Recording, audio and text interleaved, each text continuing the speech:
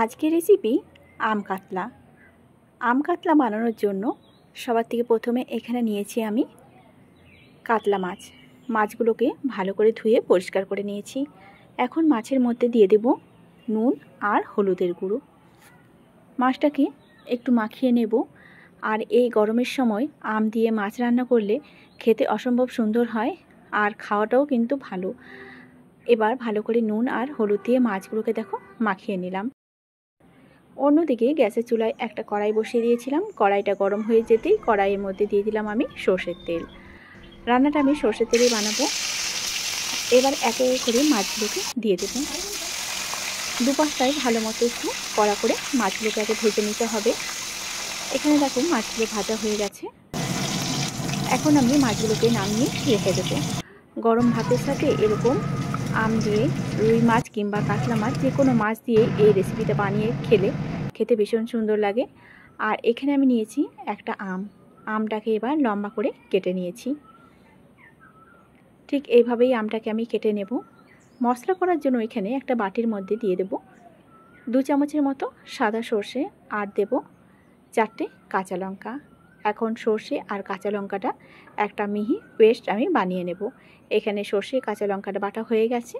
অন্যদিকে কড়াইয়ের মধ্যে তেল দিয়ে তেলের মধ্যে ফোড়নের জন্য এখানে দিব 5 ফোড়ন। 5 ফোড়নটা একটু ভাজা ভাজা হয়ে গেলে দিয়ে দেব 2টো শুকনো লঙ্কা। ফোড়নটাকে খুব সুন্দরভাবে ভেজে নেব। ফোড়ন দিয়ে যখন সুন্দর একটা গন্ধ বেরোবে এর মধ্যে সামান্য পরিমাণে অল্প নুন দিয়ে দেব, যাতে রান্না করার সময় গায়ে তেল ছিটকে না আসে। এবার আমি কেটে রাখা আমগুলোকে দিয়ে দিচ্ছি।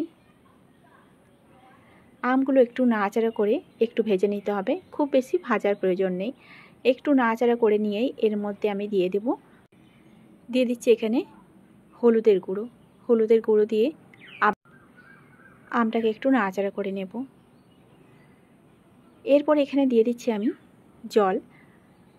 রান্নাটা খুব বেশি ঝোলও হবে না, আবার খুব বেশি শুকনো হবে না। প্রয়োজন মতো এখানে আমি জলটা দিয়ে দিলাম।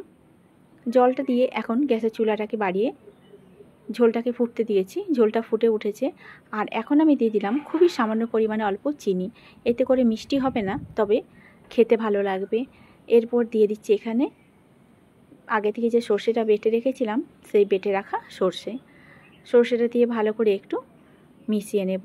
আর এই চিনিটা দেওয়ার ফলে আমের যে অতিরিক্ত একটা টক থাকে সেটা কিন্তু অতটা লাগবে না, একটু টক মিষ্টি হবে। এবার এখানে দিয়ে দিচ্ছি আমি আগে থেকে ভেজে রাখা মাছগুলো দিয়ে আবারও একটু নাড়াচাড়া করে নিতে হবে। এখন মাছটা ঝোলের সাথে একটু ফুটিয়ে নিলেই তৈরি হয়ে যাবে আজকের রেসিপি আম কাতলা। নামাবার আগে আমি দিয়ে দেব উপর থেকে একটু সর্ষের তেলটাকে দিয়ে একটু নাড়াচাড়া করে গ্যাসটাকে বন্ধ করে দেব। এখন দেখো গরম গরম ভাতের সাথে পরিবেশন করব আম কাতলা রেসিপি।